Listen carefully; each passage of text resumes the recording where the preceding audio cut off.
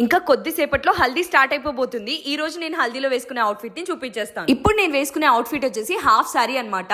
లంగా మొత్తం yellow colour వచ్చేసి బార్డర్ మాత్రం పింక్ అండ్ గోల్డ్ కలర్ లో వచ్చేస్తుండే. ఓని కూడా సేమ్ కాంబినేషన్ వచ్చేసింది. దీన్ని ప్రీ ప్లేటింగ్ చేశాను అనుకుంటున్నారా? లేదు, ప్రీవియస్ టైం కట్టినప్పుడు అలానే ఉంచేసాను. అండ్ బ్లౌజ్ వచ్చేసి పింక్ కలర్ వచ్చి హ్యాండ్స్ కి మాత్రం ఎల్లో కలర్ పెట్టాను. ఫైనల్ లుక్ వచ్చేసి ఇదన్నమాట. మీ అందరికి కొంచెం డౌట్ వచ్చింది కదా, ఇది శారీతో చేసావా అక్క అని చెప్పేసి. ఎస్, ఎగ్జాక్ట్లీ మీరు అనుకున్నదే. శారీ నుంచి మొత్తం అంతా అవుట్ఫిట్ అయితే రీక్రియేట్ చేశాను అనమాట. నేనే కాదు, మా అన్నయ్య పిల్లలు కూడా రెడీ అయిపోయారు. వాళ్ళకు కూడా సేమ్ హల్దీ అవుట్ఫిట్స్ అయితే తీసేసుకున్నాను కదా. ఇంకా ఫుల్ గా అయితే రెడీ అయిపోయాము. అందరం కూడా హల్దీలో ఎంజాయ్ చేసేయడానికి మేడ మీద డెకరేషన్ చేపించాము. చూడటానికి కూడా చాలా బాగా అనిపించింది. బాయ్స్ కూడా అందరూ ఒకరి తర్వాత ఒకరు కుర్తాలు వేసుకొని రెడీ అయిపోతున్నారు.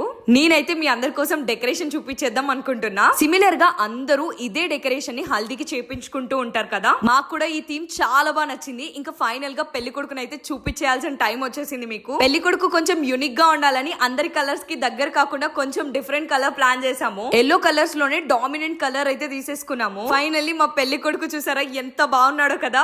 ఇంకా మేము ఏమేం సెలబ్రేట్ చేసామన్నది నెక్స్ట్ వీడియోలో అయితే షేర్ చేసేస్తాను. Until then stay tuned guys, bye by.